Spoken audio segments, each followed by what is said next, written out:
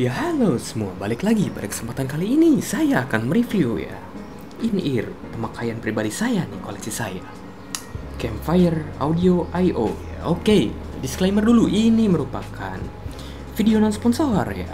Dengan kata lain, dibeli dengan uang sendiri dan ini merupakan penggunaan setelah berapa bulan ya?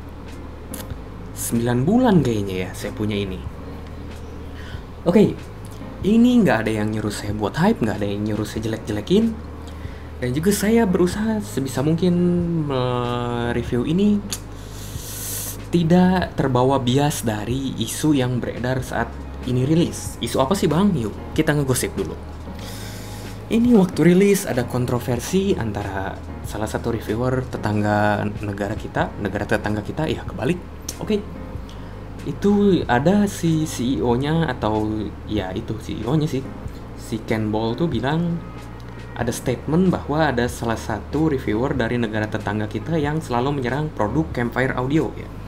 Jadi itu ada sedikit kontroversial ya. Jadi gimana ya? Orang-orang tuh kebanyakan kebawa bias bahwa ya dia, jadi sebelum mereka coba denger ini tuh mereka udah kebawa bias dulu dari isu dan juga sinetron dan juga apalagi drama yang ada ya pada dunia audio ini.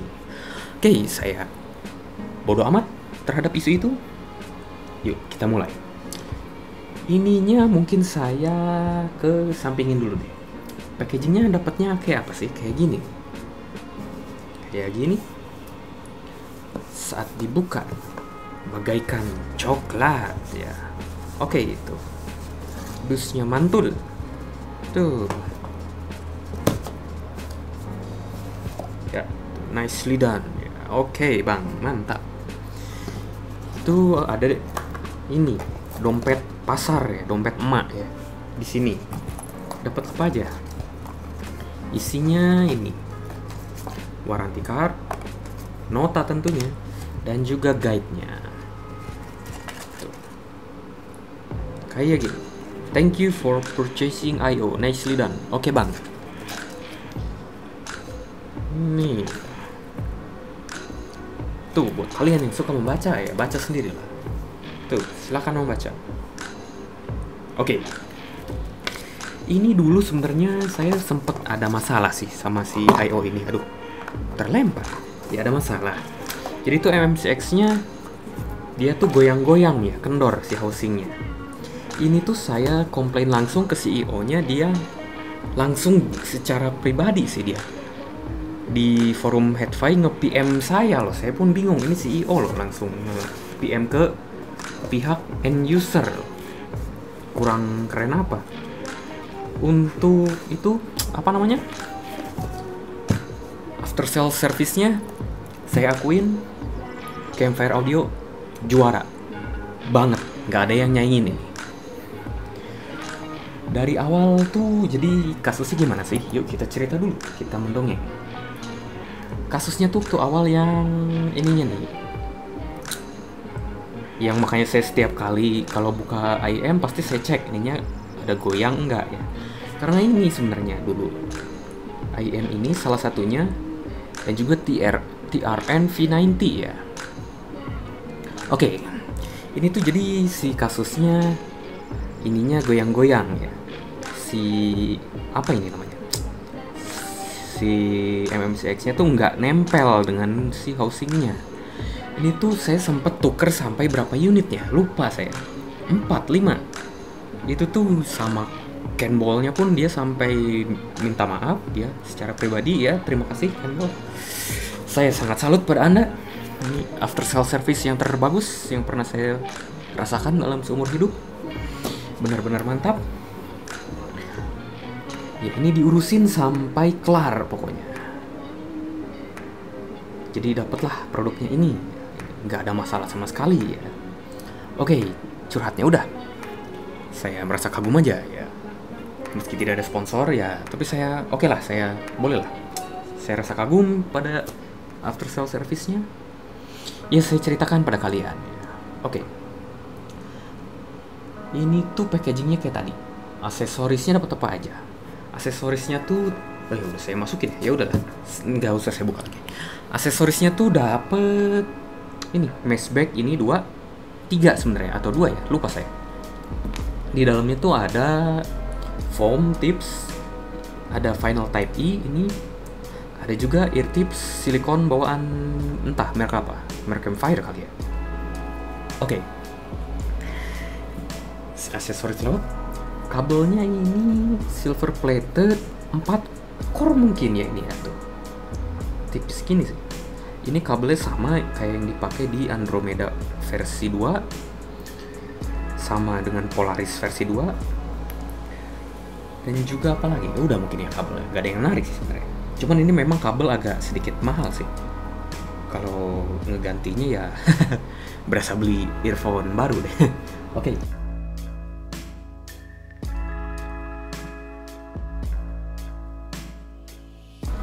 Ini seperti biasa saya tes review ini colok Cobalt dan iImage ya. Playernya Audio Nirvana. Oke, lewat. Ini tuningannya gimana sih? Tuningannya tuh flat, tapi tuh dia sub bassnya nggak roll off. Tapi dia apa namanya? Yang bikin kontroversialnya tuh karena ada peak di upper mid dan perbatasan lower treble. Jadi kesannya tuh vokalnya forward ya. Tapi menurut saya sih nggak sampai se-shouty i77 ya, dari 7HZ tuh yang kemarin saya review. Di sini tuh ya gimana ya? Istilahnya secara gambaran besar love hate relationship mungkin ya. Kalau kalian suka bakal suka banget. Kalau kalian nggak suka bakal nggak suka banget. Tergantung preferensi kalian. Ya, ini juga jadi kita bahas aja langsung deh satu-satu. Dari bassnya gimana? Bassnya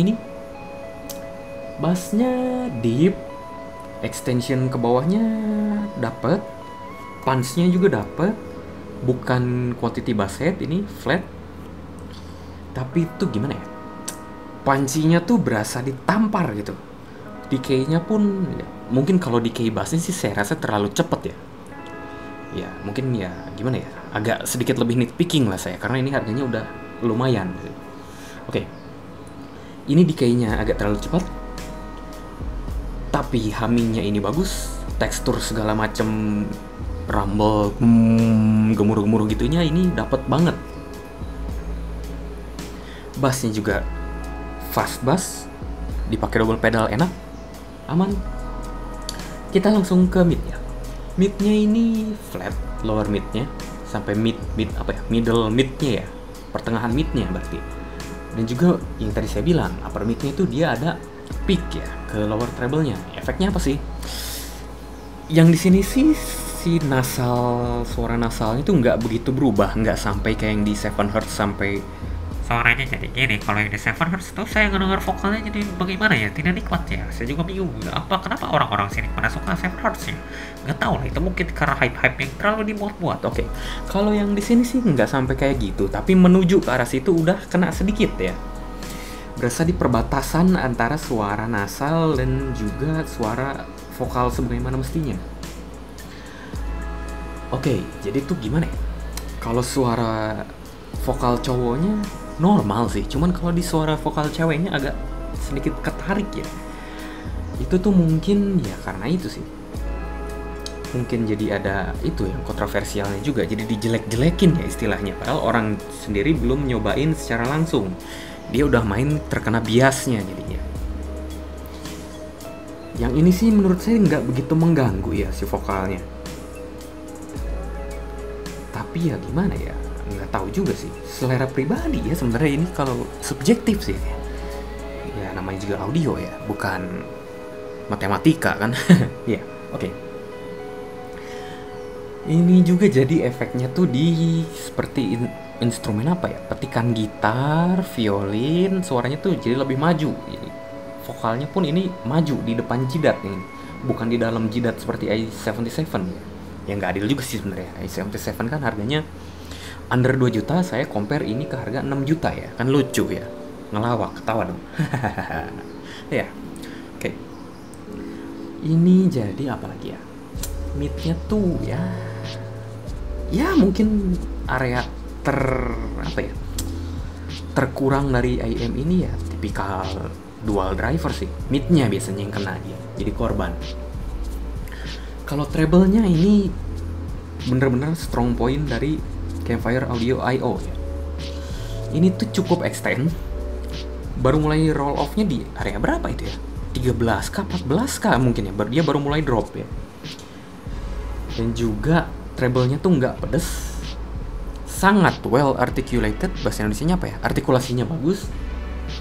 Teksturnya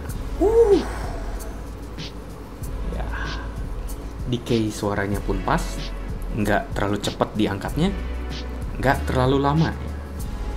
Kalau contohnya yang terlalu lama decay-nya tuh Moondrop S8, saya pernah pinjem itu. Misalkan kalian ngedengar suara apa ya, lagu death metal lah, yang ada suara banyak, ya itulah death metal tipikal, suara simbal, hi-hat, crash, terus-terusan ya. Itu jadi nggak kedengeran suara ketukannya kalau di Moondrop S8. Kalau di sini terdengar ketukannya, dapat resolusinya, dapat remah-remahnya. Ya mungkin apa ya, ini kalau di under 10 juta saya belum nemu sih yang suaranya treble-nya bagusnya kayak gini. S8 kan tuh 9,5 juta ya kalau nggak salah ya. Di ini 6 juta, treble-nya saya lebih suka ini. Kalau teknikalnya gimana? Stagingnya ini tuh dia nggak luas lapangan ya. Dia tuh ngegambarinnya seperti kalian dikasih ruang untuk kalian dengar musik. Ada pantulannya jelas, sumber suaranya jelas. Sisi width-nya tuh ya lumayan luas, tapi sisi depth-nya ya karena vokalnya maju itu. Di upper mid peak-nya itu agak sedikit ngeganggu ke depth-nya. Imaging-nya pun ini sangat jelas tergambar 3D sense-nya ya, efek pop-up-nya ini sangat dapat. Positioning-nya pun ini jelas, sangat jelas letaknya dari mana. Efeknya pop-up tadi saya bilang dapat, apalagi yang belum. Separasi ya mungkin. Separasinya tuh ini ya, semua instrumen sangat well separated lah.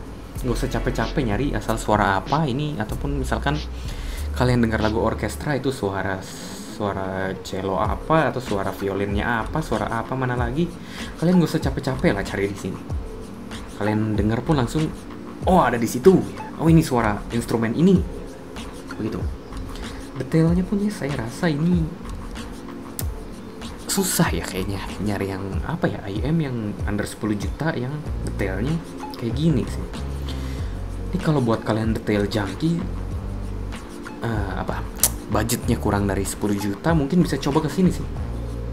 Ini saya pribadi sih suka, nggak terasa terganggu dan juga nggak kena biasnya, karena saya waktu awal beli ini saya nggak tahu ada kontroversial itu ya. Jadi saya coba, nyobanya pun saya berapa hari nih ya, bolak-balik toko nih, saya cobain terus-terusan ya. Lama-lama suka ya, sikat lah. Oke. Ini ya gimana ya, kalau misalkan kalian pengen ini sih ya, saya rasa sih mending coba dulu ya. Kalau si detailnya sih saya rasa ini on point banget. Detail retrievalnya, teknikalnya under 10 juta.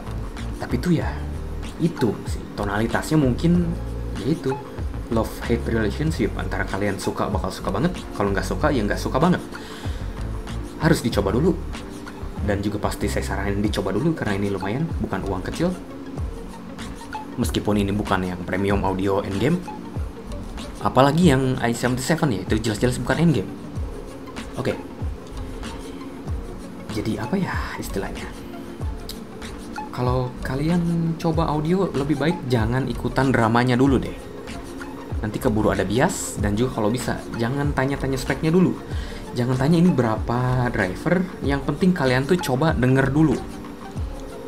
Kalau udah kalian denger dulu, baru deh kalian coba mulai. Tanya ini harganya berapa, tanya ini speknya seperti apa, drivernya apa, ada teknologinya apa, yang buat si IM-nya yang kalian coba itu sempurna ya, apa sih gitu. Yang IM-nya coba kalian tawarkan untuk harganya itu. Jangan terbawa bias dulu ya kalau bisa, apalagi hype. Oke, mungkin sekian review dari saya. Seperti biasa, ini tanpa skrip, jadi mohon maaf sekali lagi kalau saya tidak seperti yang profesional. Ya, karena saya lebih enjoy ngobrol aja, seperti biasa, ngobrol sendiri ya. Monolog, nggak masalah. Ya, apalagi? Mungkin pamit dulu aja kali ya. Bila video ini membantu ya, atau mau subscribe, boleh lah kalian. Jangan lupa like, subscribe juga. Oke, bila dirasa ini videonya perlu ditingkatkan lagi kualitasnya, atau memang kalian pingin nyinyir aja, atau memang kalian suka drama, ya boleh hit aja dislike 2 kali. Boleh kok, sini bebas, nggak masalah. Ya seperti biasa ini, jangan lupa makan ya, minum juga, tidur yang cukup ya, mandi supaya nggak bau ya kalian. Juga kalau sempat berjemur lah kalian ya. Ini lagi masa-masa pandemi. Ya apabila bisa di rumah dulu ya, di rumah dulu, syukur. Atau memang kalian ada keperluan harus pergi keluar ya. Contohnya kerja atau yang lainnya, semoga kalian selalu dilindungi. Amin. Jaga kesehatan supaya uangnya bisa kalian pakai jajan aja untuk audio karena nikmat, daripada kalian seperti saya sakit-sakitan tidak nikmat. Ya, terima kasih udah nonton video ini. Saya pamit dulu. Sekian. Bye-bye.